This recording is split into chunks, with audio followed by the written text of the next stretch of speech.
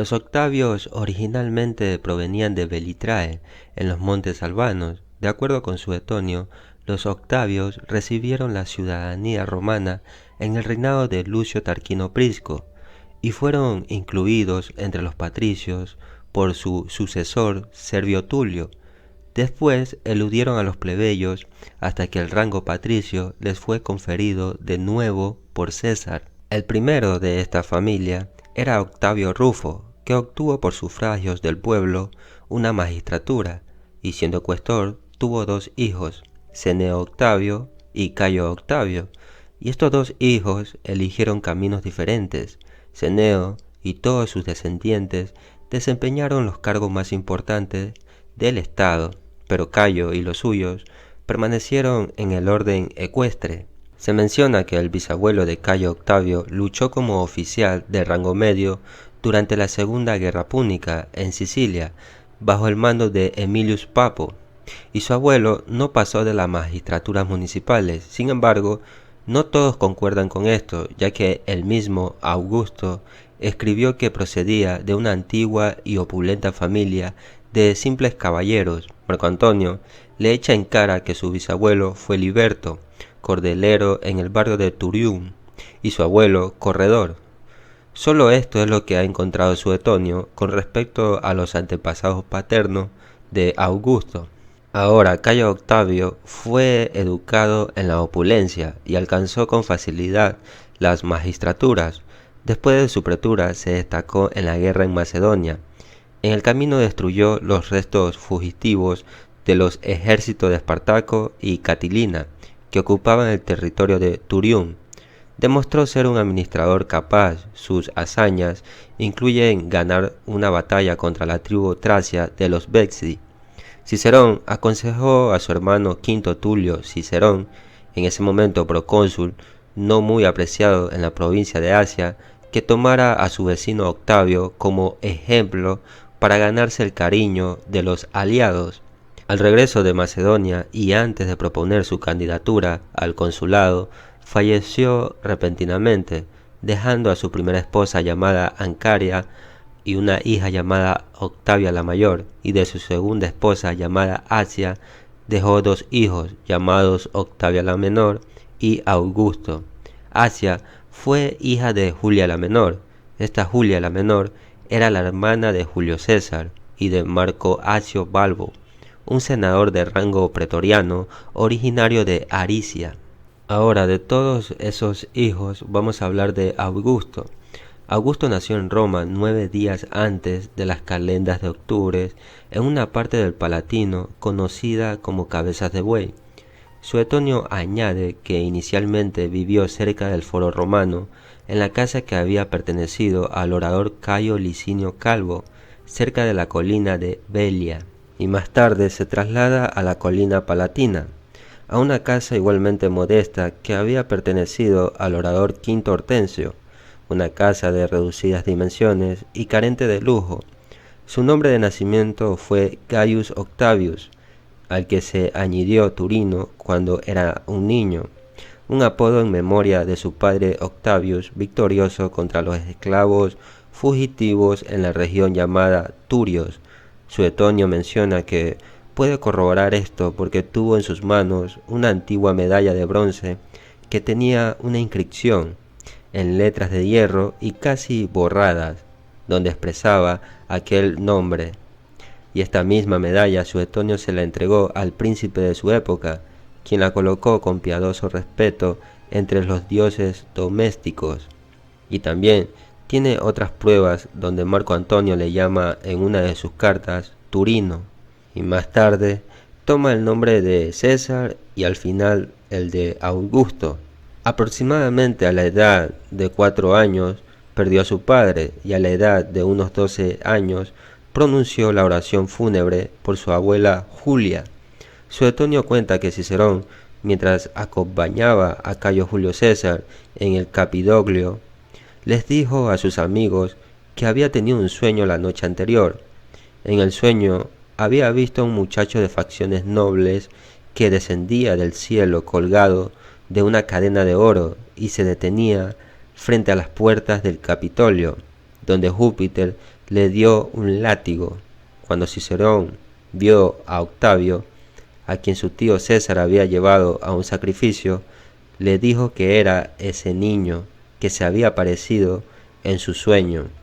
4 años más tarde, a la edad de 16 años, visitó la toga varonil y obtuvo algunas recompensas militares en África a pesar de su corta edad, y esto es gracias a su tío abuelo Cayo Julio César.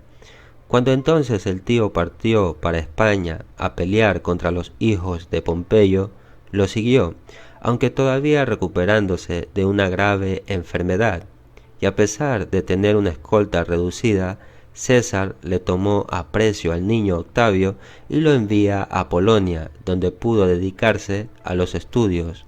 Suetonio nos relata que durante su estancia en Apolonia, Octavio había subido con su fiel amigo al observatorio del astrólogo Teogonés, y fue Agripa quien primero lo consultó recibiendo predicciones espléndidas, casi increíbles, sobre su vida futura. Y Octavio, temiendo ser considerado de origen oscuro, inicialmente prefirió no proporcionar datos relacionados con su nacimiento, pero después de numerosas oraciones, accedió. Entonces Teogonés se levantó de su asiento y lo adoró. Cuando Octavio estaba estudiando y recibiendo entrenamiento militar en Apolonia, Julio César fue asesinado y Octavio decidió navegar a Italia para averiguar si tenía alguna fortuna política. César no tenía hijos legítimos vivos bajo la ley romana y por lo tanto había adoptado a Octavio. Según Marco Antonio, Octavio se ganó el puesto de hijo adoptivo porque le hacía favores sexuales a César, pero Suetonio describe la acusación de Antonio como una calumnia política. Después Octavio se entera del contenido del testamento de César y solo entonces decide convertirse en el heredero político. Pero Antonio, quien como cónsul y jefe de la facción cesárea tenía el control de los bienes en ese momento, pospuso el pago alegando la necesidad de esperar una lex curiata del Senado para ratificar el testamento del difunto. Sin embargo, los senadores republicanos veían cada vez más a Antonio como un nuevo tirano. Antonio había perdido el apoyo de muchos romanos y partidarios de César cuando se opuso a la moción de elevar a César al estado divino y de no lograr atrapar a los libertadores. ¿Y cuáles eran los libertadores? Esos eran Casio y Bruto. Y así Marco Tulio Cicerón, que lo vio en ese momento como un principiante inexperto, dada a su corta edad, aprobó la ratificación del testamento, reconociendo la condición de Octavio como legítimo heredero de Julio César. Bueno, Octavio también tuvo que hacer grandes préstamos para cumplir con los legados en el testamento de César.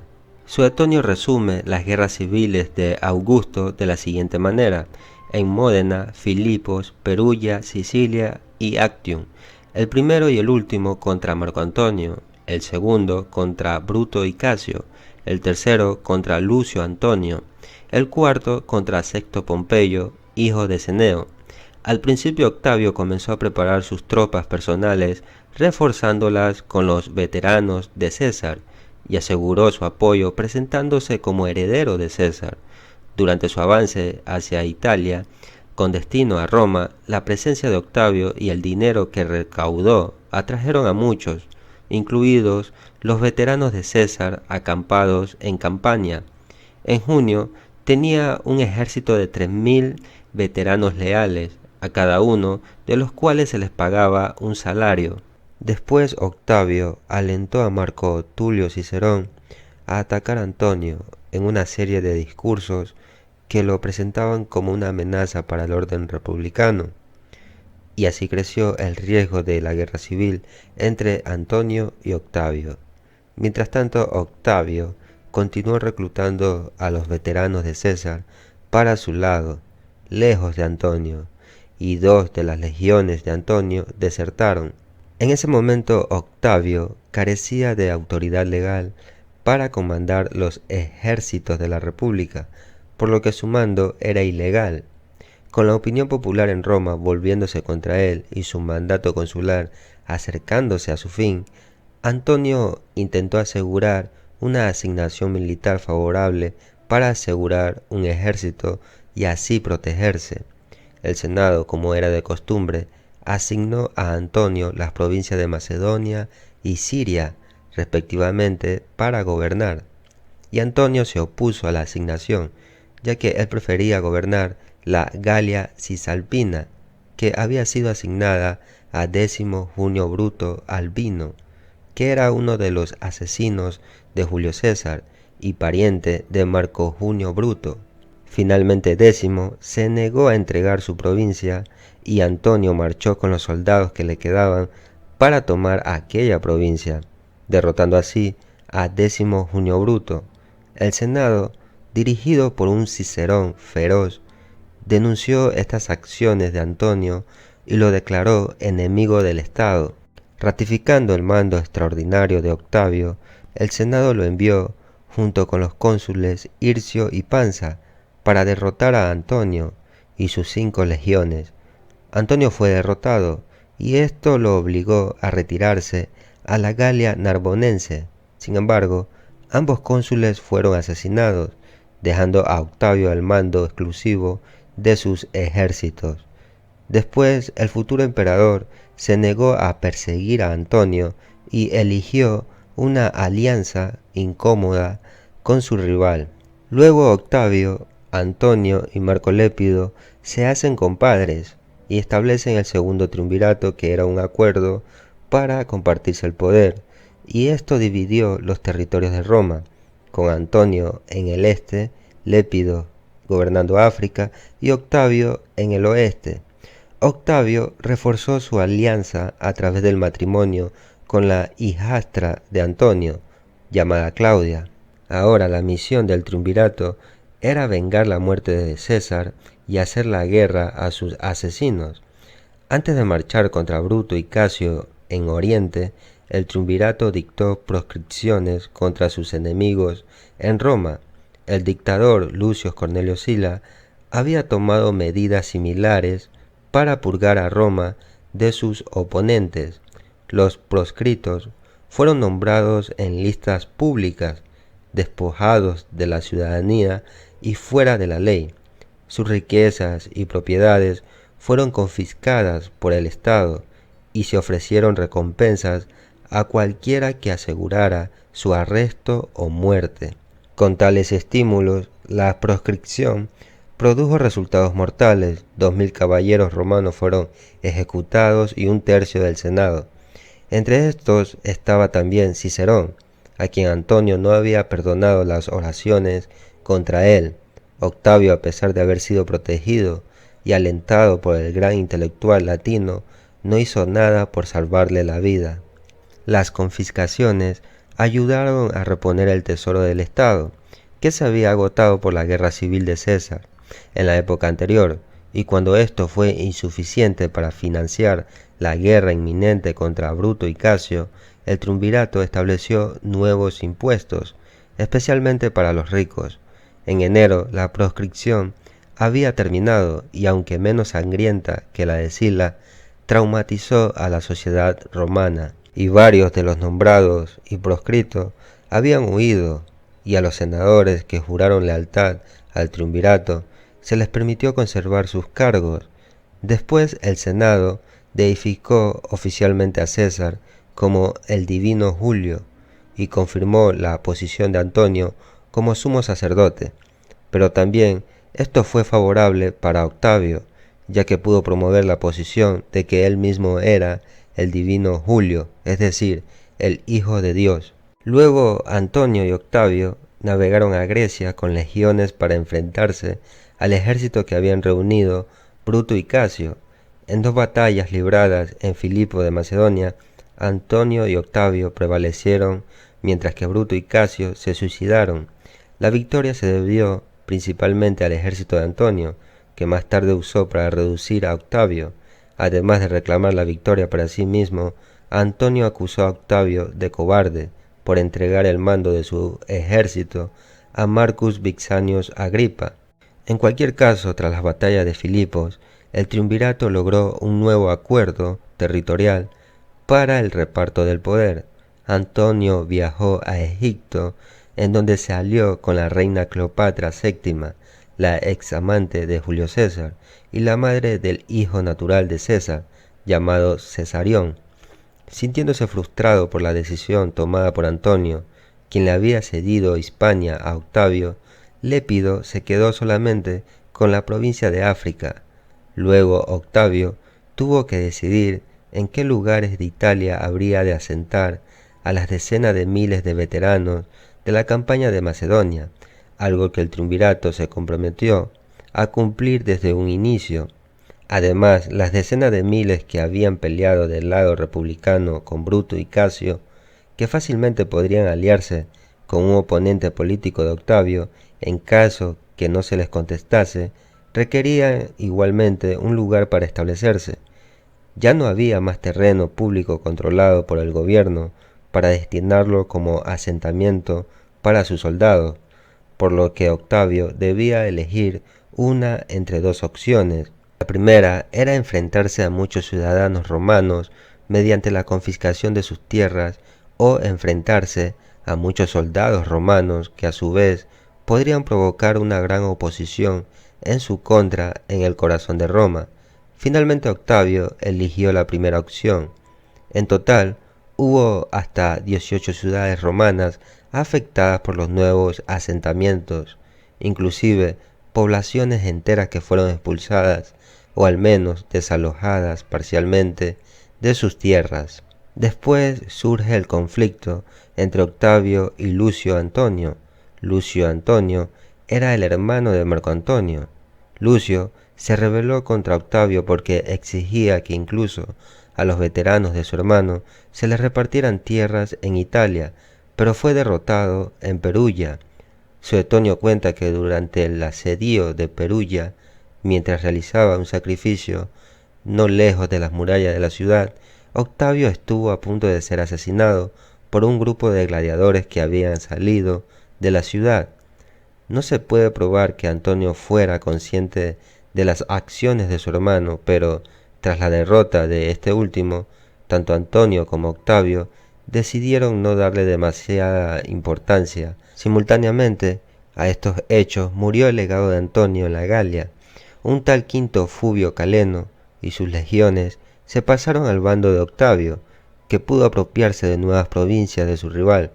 Suetonio agrega: después de la ocupación de Perugia, Octaviano tomó medidas contra un gran número de prisioneros, y a los que pedían gracia y perdón les respondía: hay que morir. Otros dicen que entre los que habían rendido seleccionó a 300 de las órdenes senatorial y ecuestre y los envió a morir los idus de marzo, frente a un altar colocado en honor del divino Julio. Otros dicen que Octavio tomó las armas de acuerdo con Antonio para desenmascarar a los adversarios que se escondían. Después de haberlos derrotado, confiscó sus bienes para poder cumplir las promesas de donación hechas a los veteranos. Por otro lado, Sexto Pompeyo, hijo de Cneo Pompeyo Magno, se había convertido en un general renegado desde la victoria de César. Finalmente se había establecido en Sicilia y Cerdeña como parte de un acuerdo alcanzado con el segundo triunvirato. Tanto Antonio como Octavio competían por consolidar una alianza con él, quien irónicamente era miembro del Partido Republicano y opositor a la facción cesariana. Octavio consigue una alianza temporal cuando se casa con Escribonia, que era hija de Lucio Escribonio Libón, y él era suegro y partidario de Pompeyo. Escribonia concibió la única hija natural de Octavio, llamada Julia la Mayor, quien nació el mismo día que Octavio pidió su divorcio para casarse con Livia Drusila, poco menos de un año después de haberse casado con Escribonia. Mientras tanto, en Egipto, Antonio comenzó una relación amorosa con Cleopatra, concibiendo con ella 3 hijos llamados Alejandro Helios, Cleopatra Selene II y Ptolomeo Filadelfo. Consciente de su relación cada vez más deteriorada con Octavio, Antonio dejó a Cleopatra y navegó a Italia para enfrentarse a Octavio. Sin embargo, este nuevo conflicto demostró ser insostenible, tanto para Octavio como para Antonio, ya que los centuriones se habían convertido en figuras políticamente importantes y se negaron a luchar debido a su causa cesariana. Además, la esposa de Antonio había fallecido de una repentina enfermedad. Estos acontecimientos permitieron que estos dos jóvenes se reconciliaran. En otoño, Octavio y Antonio aprobaron el Tratado de Brindisi, por el cual Lépido seguiría en África, Antonio en Oriente y Octavio en Occidente. Octavio, para consolidar aún más su alianza, logra que Octavia la Menor se case con Antonio, y en esta unión nacen dos hijas llamadas Antonia la Mayor y Antonia la Menor. Por otra parte, Sexto Pompeyo se hallaba en posesión de Sardinia y Córcega, y sus flotas saqueaban todas las otras que contenían granos de trigo, ya que éstas venían de Egipto y de las provincias orientales, de forma que la escasez extrema prevaleció en Roma y la hambruna parecía inevitable. Esto hizo que llegaran a un acuerdo de paz con Sexto Pompeyo, pero esto fue temporal porque cuando llegan a ese acuerdo territorial, Octavio se divorcia de Escribonia y, como mencioné anteriormente, Octavio contrae matrimonio con Livia. Asimismo, uno de los comandantes navales traiciona a Pompeyo y Pompeyo termina devolviéndole a Octavio las tierras de Córcega y Cerdeña. Ahora, para atacar a Pompeyo, Octavio necesitaba apoyo adicional de Antonio, por lo que decidió establecer un nuevo acuerdo con tal de extender la duración del segundo triunvirato por otros 5 años. Si bien Antonio accedió a apoyarlo contra Pompeyo, éste esperaba obtener también ayuda para su campaña contra el Imperio Parto, a manera de venganza de la derrota sufrida en la batalla de Carras. En un encuentro celebrado en Tarento, Antonio le concedió 120 barcos a Octavio para que fueran usados contra Pompeyo, mientras que Octavio le enviaría 20.000 legionarios que Antonio usaría contra los partos. Sin embargo, Octavio envió solo una 10ª parte de su propuesta original, lo cual fue visto por Antonio como una provocación. Después, Octavio y Lépido lanzaban una operación contra Pompeyo en Sicilia, y a pesar de las adversidades que tuvo Octavio, su general Marco Agripa logró destruir casi por completo la flota de Pompeyo, y así Sexto Pompeyo escapa a Oriente con lo que le quedaba de sus tropas, pero al año siguiente fue capturado y ejecutado. Luego Lépido se sintió con la autoridad suficiente para reclamar el territorio de Sicilia. No obstante, las tropas de Lépido se pasaron al bando de Octavio. Finalmente Lépido se rindió ante Octavio y fue expulsado del triunvirato y exiliado. Por lo tanto, el gobierno del territorio romano pasó entonces a estar dividido entre Octavio en Occidente y Antonio en Oriente. Ahora, para mantener la paz y la estabilidad en el imperio, Octavio les garantizó a los ciudadanos de Roma su derecho de propiedad, devolvió a 30.000 esclavos que previamente habían huido para unirse al ejército y a la armada de Pompeyo a sus antiguos amos. Para su seguridad, Octavio hizo que el Senado le otorgase la inmunidad soberana del tribuno, tanto para él como para su esposa y su hermana. Después Antonio anuncia su divorcio con Octavia la Menor y además acusa a Octavio por usurpación del poder político y de falsificar los documentos de adopción de Julio César.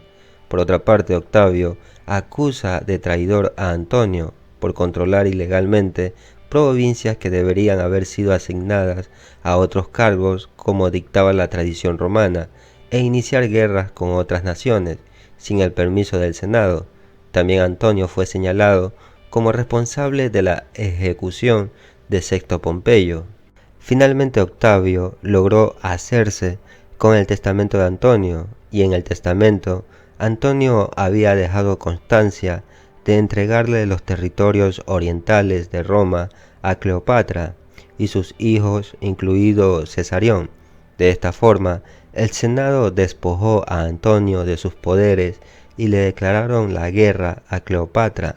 Suetonio menciona que las alianzas entre Octavio y Antonio siempre habían sido dudosas e inestables, mientras que sus constantes reconciliaciones no eran más que acomodamientos momentáneos, y al final se llegó a una ruptura definitiva. En la batalla de Accio, Antonio y Cleopatra fueron derrotados. Al ver que la batalla estaba perdida, la reina huyó a Alejandría con una parte de la flota, seguida por Antonio. Finalmente Octavio invadió Egipto y entró en la capital. Al no tener salida, Antonio se suicidó y unos días después Cleopatra hizo lo mismo. Poco después de la muerte de Cleopatra, Cesarión había sido enviado al Mar Rojo, pero por consejos de su tutor, quien creía que era mejor confiar en Octavio. Cesarión regresa a Alejandría y es asesinado por Octavio, y así Octavio toma el poder y se adueña de Egipto. A estas alturas Octavio aún no constaba de un poder oficial. Sin embargo, para alcanzar este objetivo tendría que recurrir a diversas formas de incrementar su poder formal, manipulando al Senado y al pueblo.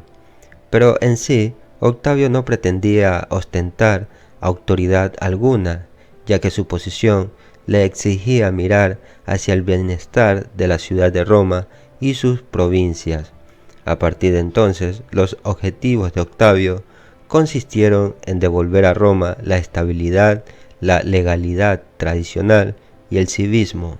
Primero cambió la organización militar, donde mantuvo con severidad la disciplina y permitió a sus legados que fuesen a ver a sus esposas en los meses de invierno, y aun esto con gran dificultad. Castigó con la muerte como simples soldados a centuriones que abandonaron sus puestos. En cuanto a los otros delitos, los castigaba con diferentes penas infamantes. Prefería dar de recompensa militar arneses y collares, pero le regaló a Agripa, después de la victoria naval en Sicilia, un estandarte de color de mar. Nunca otorgó estas distinciones a los que habían disfrutado los honores del triunfo, por más que hubiesen tomado parte en sus expediciones y contribuido a sus victorias. 2 veces tuvo la idea de restablecer la república, primero después de la derrota de Antonio, que con frecuencia le había acusado de ser el único obstáculo al restablecimiento de la libertad, y luego a consecuencia de los sufrimientos de una enfermedad. Quería entregarle a los magistrados y a los senadores las cuentas del imperio, pero se dio cuenta que esto era exponer su vida privada y entregar imprudentemente la república a la tiranía de algunos ambiciosos, y decidió continuar en el poder.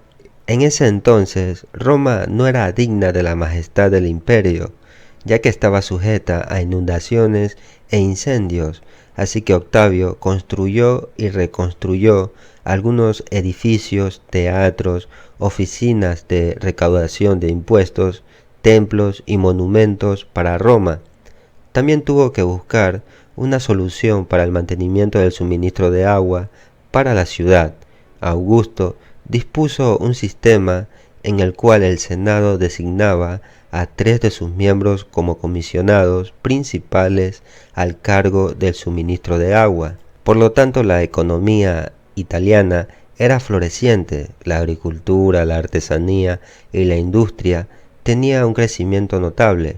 Esto permitía la exportación de mercancía a las provincias. Dividió a Roma en secciones y barrios. Les brindó seguridad con el fin de reprimir el bandolerismo, colocando puestos de guardia en los lugares más adecuados, haciendo inspeccionar a menudo los lugares donde se creía que estaban realizando incautaciones. Corrigió gran número de abusos, tan detestables como perniciosos, nacidos de las costumbres y de las guerras civiles. revisó todas las leyes y restableció con carácter absoluto algunas de ellas. Además, administró la justicia por sí mismo y cuando estaba enfermo, juzgaba desde una litera colocada frente al tribunal o en su casa. No sólo aplicaba con gran cuidado el juicio de las causas, sino que además desplegaba con suma dulzura.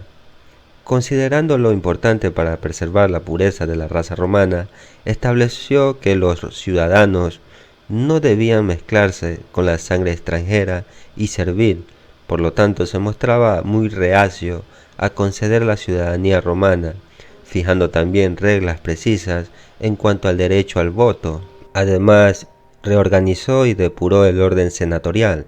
Para esto redujo el número a la cifra del pasado, igual a 600, y restauró su antigua dignidad a través de 2 elecciones. La primera la generaban los propios senadores, pues cada uno elegía a un colega. La segunda fue realizada por el propio príncipe y por el fiel Marcus Vipsanius Agripa. Entonces elevó el censo senatorial de 800.000 a 1.200.000 sestercios y dio la diferencia a los senadores que no tenían bastante. Hizo también quemar la lista de antiguos deudores de impuestos y destruyó los nombres de aquellos que constantemente fueron acusados sádicamente, sin que nadie se quejara de ellos excepto sus enemigos. También ordenó que si alguien quisiera volver a perseguirlos, correría el riesgo de ser acusados a su vez y sufrir la misma pena. Augusto también dividió a Italia en 11 regiones, enriqueciéndola con nuevos centros, y Suetonio habla de la fundación de varias colonias, donde Octavio les atribuye derechos iguales a los de Roma, permitiendo así a los decuriones de las colonias votar por los magistrados el día de las elecciones. La época de Augusto es considerada uno de los periodos más importantes y florecientes de la historia de la literatura mundial, y el mismo Augusto fue un hombre de letras con múltiples habilidades, ya que escribía tragedias y epigramas, hasta obras históricas, cultivando así la elocuencia desde su temprana juventud con gran pasión y entrega. Augusto además se valió de la ayuda de los hombres de letras para reelaborar el mito de los orígenes de Roma, yendo a prefigurar una nueva edad de oro que encontró como sus principales intérpretes y autores como Virgilio, Tito Livio, Ovidio, Horacio, Propercio y Vario Rufo. En lo que respecta a la política religiosa, Augusto tenía el máximo respeto por los cultos religiosos extranjeros, pero solo los que tenían una tradición antigua. En cuanto a la política exterior de Augusto, es extensa, ya que hizo numerosas anexiones de nuevos territorios y además tuvo que reorganizarlas para que sean defendibles y estables. Es aquí donde los romanos se dieron cuenta de que la tarea de gobernar y civilizar a un gran número de pueblos al mismo tiempo era casi imposible, así que dejó la organización provisional encomendada de forma gradual a príncipes nacidos y criados en su país de origen. La función de estos príncipes era promover el desarrollo político y económico de sus reinos, favoreciendo su civilización y economía. Augusto, en efecto, después de haberse apoderado de numerosos reinos por derecho de guerra, casi siempre los devolvía a los mismos gobernantes de los que se los había quitado o asignado a príncipes extranjeros. También logró unir a los reyes aliados al imperio a través de lazos de parentesco. Se preocupó de estos reinos como si fueran parte del sistema provincial imperial. Muchos presagios certísimos anunciaron también su muerte. Por ejemplo, un rayo había borrado la primera letra de su nombre de la inscripción de una de sus estatuas, y el día de su muerte preguntó repetidas veces si su estado producía algún alboroto en el exterior, y pidió un espejo, y se hizo arreglar el cabello para disimular el enflaquecimiento de su rostro. Cuando entraron sus amigos, les dijo: ¿Os parece que he representado bien esta farsa de la vida? Y añadió en griego la sentencia con que terminan las comedias: si os ha gustado, batid palmas y aplaudid al autor. Después expiró de súbito entre los brazos de Livia, diciéndole: Livia, vive y recuerda nuestra misión. Adiós. Su muerte fue tranquila y como siempre lo había deseado. Murió en la misma habitación que su padre Octavio el 14 de las calendas de septiembre, en la 9ª hora del día, a los 76 años menos 35 días. Su cuerpo fue transportado de Nola a Roma. Tuvo 2 oraciones fúnebres, una de Tiberio frente al templo de Divino Julio, la otra de Druso, el hijo de Tiberio, desde lo alto de la antigua tribuna. Inmediatamente después los senadores lo llevaron a hombros a Campo Marcio, donde fue incinerado.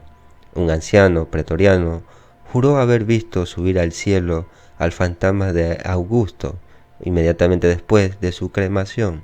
Finalmente Augusto había redactado su testamento 1 año y 4 meses antes de su muerte. Lo había escrito en 2 hojas y lo había depositado en manos de las vírgenes vestales, quienes lo entregaron junto con otros 3 rollos que también estaban sellados. Estos documentos fueron abiertos y leídos en el Senado, y había designado como herederos casi a toda la población de Roma, sus hijos, hijas y también a su esposa. Pero también en ese testamento ordenaba que esa suma se pagara sin demora, habiéndola guardado en su reserva personal.